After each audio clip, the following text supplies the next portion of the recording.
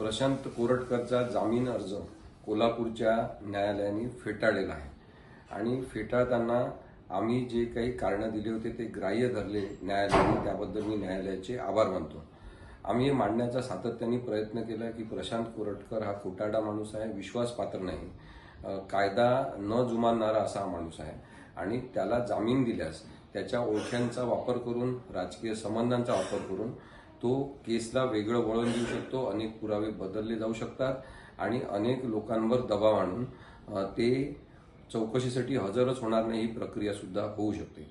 प्रशांत कोरटकरनी जे न्यायालयामध्ये कागदपत्र सबमिट केले जामीन अर्जासोबत, त्याच्यामधले अनेक कागद हे त्याच्या सह्यांचे आहेत आणि त्याच्या सह्या वेगवेगळ्या आहेत। म्हणजे आम्ही 5 कागदपत्र न्यायालयाला दाखवले, ते 5ही सह्या वेगवेगळ्या आहेत असं आमचं म्हणणं आहे आणि प्रशांत कोरटकर हा युक्तिवाद ऐकत होता, तो हजर होता, तरी सुद्धा त्यांनी सह्या त्या माझ्या नाहीत असा उल्लेख केलेला नाही किंवा त्या सह्या माझ्याच आहेत असं सुद्धा म्हटलेलं नाही। या पार्श्वभूमीवर आपण हे पाहू शकतो की ज्या माणसाने मोबाईल मधला डेटा इरेज केला, पोलिसांचं संरक्षण ज्याच्या घराला सुरुवातीला देण्यात आलं होतं, त्या पोलिसांच्या मोठ्या संख्येने पोलीस असतानाही तो फरार झाला आणि जवळपास 1 महिना वेगवेगळ्या ठिकाणी लपून राहिला।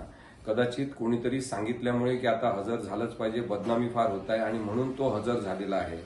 तो प्रशांत कोरटकर, ज्याच्यावर आणखी 2 गुन्हे, जालन्याला 1 आणि नागपूरला 1 FIR रजिस्टर होता, ज्याची चौकशी परत आता वर्ग करण्यात आलेली आहे कोल्हापूर पोलिसांकडे, ज्यांनी अनेक लोकांची मदत घेतली।